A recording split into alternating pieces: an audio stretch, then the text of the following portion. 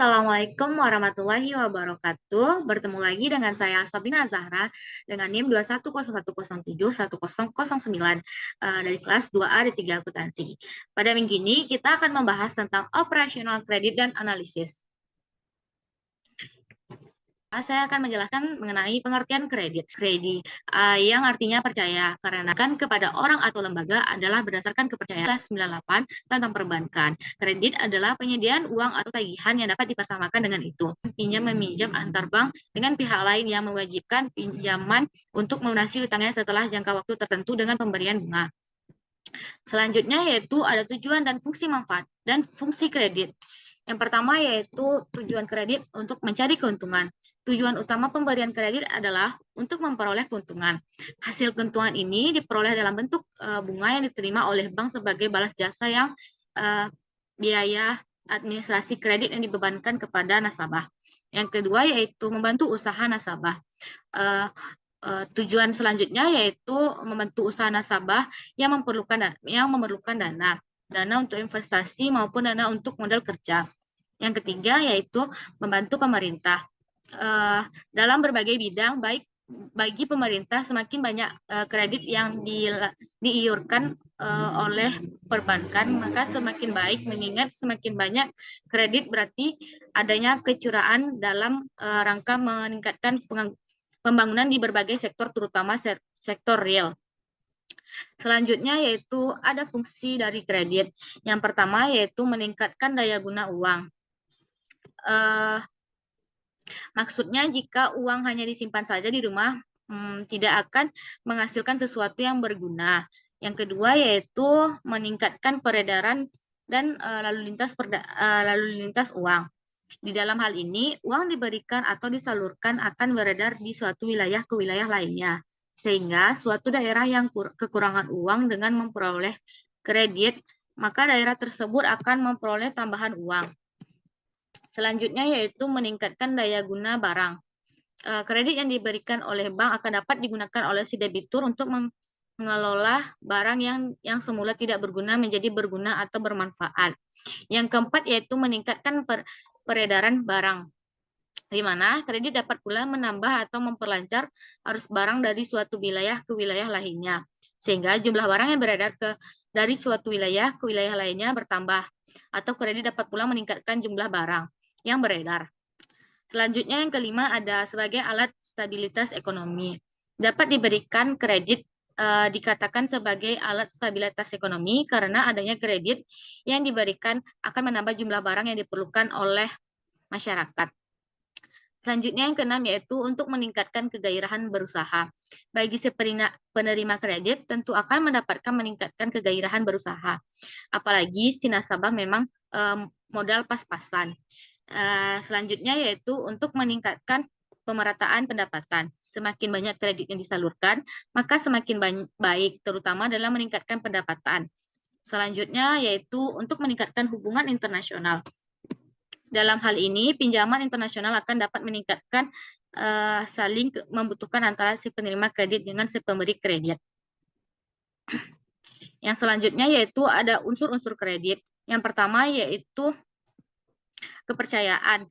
Kepercayaan adalah suatu keyakinan bagi si pemberi kredit bahwa kredit yang diberikan baik berupa uang, barang, atau jasa benar-benar dikembalikan pada masa yang akan datang sesuai dengan sesuai dengan jangka waktu kredit. Yang kedua yaitu kesepakatan. Di samping unsur percaya, di dalam kredit juga mengandung unsur kesepakatan, di mana si pemberi kredit dan si penerima kredit. Yang ketiga yaitu jangka waktu. Setiap kredit yang diberikan memiliki jangka waktu tertentu. Jangka waktu ini mencakup masa pengembalian kredit yang telah disepakati. Yang keempat yaitu adanya risiko. Akibat adanya tengah waktu, maka pengembalian kredit akan memungkinkan suatu risiko tidak tertagih atau macet pemberian suatu kredit tersebut. Yang terakhir yaitu balas jasa. Bagi bank, balas jasa merupakan keuntungan atau pendapatan atas pemberian suatu kredit tersebut. Selanjutnya yaitu ada jenis-jenis kredit. Yang pertama dari segi kegunaan ada dua, yaitu kredit investasi dan kredit modal kerja. Kredit investasi merupakan kredit jangka panjang yang biasanya digunakan untuk keperluan perluasan usaha. Kredit modal kerja yaitu kredit yang digunakan untuk keperluan meningkatkan produksi dalam operasional. Yang kedua yaitu dari segi tujuan kredit. Yang pertama ada tujuan kredit produktif. Kredit yang digunakan untuk peningkatan usaha atau produksi atau investasi. Yang kedua ada kredit konsumtif, di mana digunakan untuk dikonsumsi secara pribadi. Selanjutnya ada kredit perdagangan yang diberikan kepada pedagang yang digunakan untuk membiayai aktivitas perdagangan seperti untuk membeli barang dagang. Selanjutnya yaitu yang ketiga ada segi jangka waktu. Yang pertama ada jangka pendek. Kredit jangka pendek yaitu kurang dari 1 tahun atau paling lama 1 tahun. Yang kedua yaitu kredit jangka menengah. Kredit jangka menengah yaitu berkisaran antara 1 tahun sampai dengan 3 tahun. Yang ketiga yaitu kredit jangka panjang. Kredit jangka panjang yang masa pengembaliannya paling panjang. Yang keempat yaitu dilihat dari segi jaminan. Yang pertama ada kredit dengan jaminan, yaitu kredit yang diberikan dengan satu jaminan.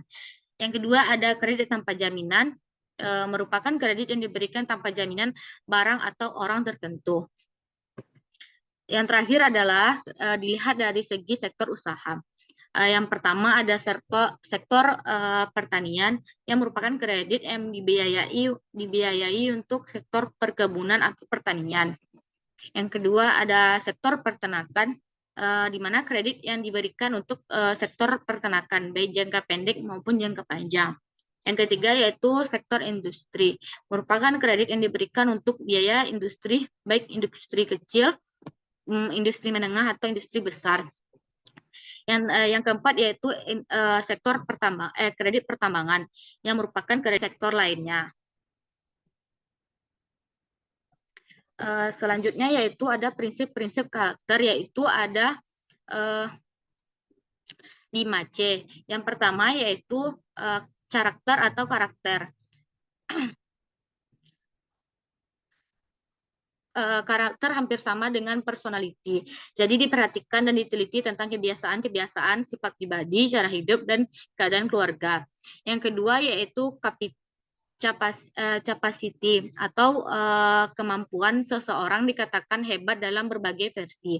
Yang ketiga yaitu kapital atau modal. Penyelidikan terhadap kapital atau permodalan si debitur kepada kredit tidak hanya dilihat dari besar kecilnya modal tersebut.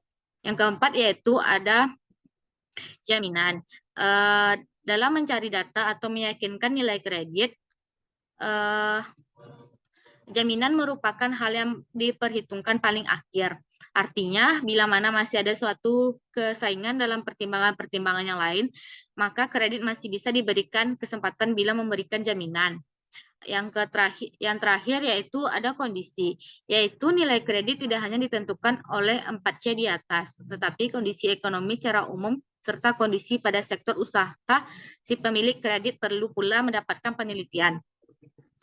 Selanjutnya, prinsip kredit yaitu ada 7P. Yang pertama ada personality, yaitu nilai nasabah dari hari. Yang kedua yaitu ada party atau mengklasifikasi nasabah ke dalam klasifikasi tertentu atau golongan-golongan tertentu. Yang ketiga ada purpose, yaitu untuk mengetahui tujuan nasabah dalam mengambil kredit, termasuk jenis kredit yang diinginkan oleh nasabah. Yang keempat ada prospek, yaitu untuk menilai suatu usaha nasabah di masa yang akan datang apakah menguntungkan atau tidak, atau dengan kata lain mempunyai prospek atau sebaliknya. Yang selanjutnya yaitu ada payment atau ukuran bagaimana cara nasabah mengembalikan kredit yang telah diambil dari sumber mana saja. Selanjutnya yaitu ada probability untuk menganalisis bagaimana kemampuan nasabah dalam mencari laba. Profitability diukur pada periode ke periode, apakah tetap berjalan sama atau semakin meningkat.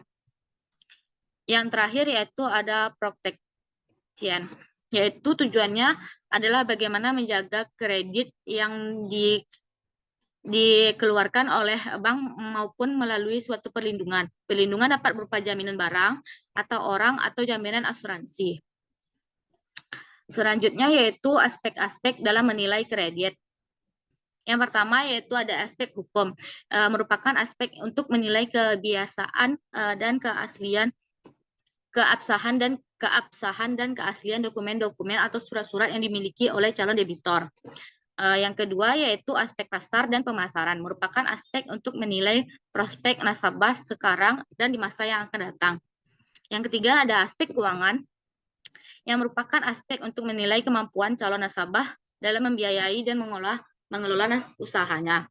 Yang keempat yaitu aspek operasi dan teknis, yang merupakan aspek untuk menilai tata letak ruangan atau lokasi usaha. Selanjutnya yang kelima ada aspek manajemen, yang merupakan aspek untuk menilai sumber daya manusia yang dimiliki oleh perusahaan. Yang keenam yaitu ada aspek ekonomi dan sosial, yang merupakan aspek menilai dampak ekonomi dan sosial. Yang terakhir yaitu aspek AMDL, yang merupakan aspek yang menilai dampak lingkungan yang akan timbul dengan adanya suatu usaha. Yang terakhir kita akan membahas tentang prosedur pemberian kredit. Yang pertama, pengajuan proposal. Yang perlu diperhatikan dalam pengajuan proposal, suatu kredit hendaknya berisi tentang yang pertama, riwayat perusahaan. Yang kedua, tujuan pengambilan kredit. Yang ketiga, yaitu besar kredit dan jangka waktu. Yang keempat, yaitu cara permohonan dan pengambilan kredit. Dan yang terakhir, yaitu ada jaminan kredit. Yang kedua, yaitu menyelidiki berkas pinjaman dan penilaian kelayakan kredit. Yang ketiga, yaitu ada wawancara pertama, di mana tahap ini merupakan penyidikan kepada calon pinjaman dengan cara berhadapan langsung dengan calon pinjaman. Yang keempat ada peninjauan ke lokasi. Setelah memperoleh keyakinan atas keabsahan dokumen yang dihasilkan penyelidikan dan wawancara, maka selanjutnya melakukan peninjauan ke lokasi yang menjadi objek kredit. Yang kelima ada wawancara kedua. Hasil peninjauan ke lapangan dicocokkan dengan dokumen yang ada, serta hasil wawancara satu dalam wawancara kedua. Yang keenam yaitu keputusan kredit, di mana setelah melalui beberapa penilaian, mulai dari kelengkapan dokumen, keabsahan, dan keaslian dokumen, serta penilaian meliputi seluruh aspek studi kelayakan kredit, maka langkah selanjutnya adalah keputusan kredit. Yang terakhir yaitu menandatangani akad kredit atau perjanjian lainnya, dan realisasi kredit, di mana kegiatan ini merupakan kelanjutan dari keputusannya kredit. Dan setelah akad kredit ditandatangani, maka langkah selanjutnya merealisasi kredit. Sekian pembahasan saya hari ini. Assalamualaikum warahmatullahi wabarakatuh.